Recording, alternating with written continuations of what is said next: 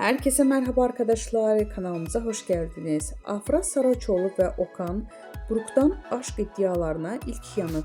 Afra Saraçoğlu ile Okan Buruk'un aşk yaşadığı iddiası magazin dünyasından bomba etkisi yarattı.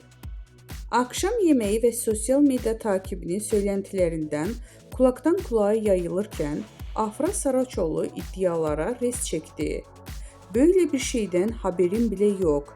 Siz uyduruyorsunuz" diyerek söylentilerin fitilini daha başlamadan söndürdü. Bizden bu kadar arkadaşlar. Videoların devamını gelmesini istiyorsanız da kanalımıza abone olmayı unutmayalım. Hoşça kalın.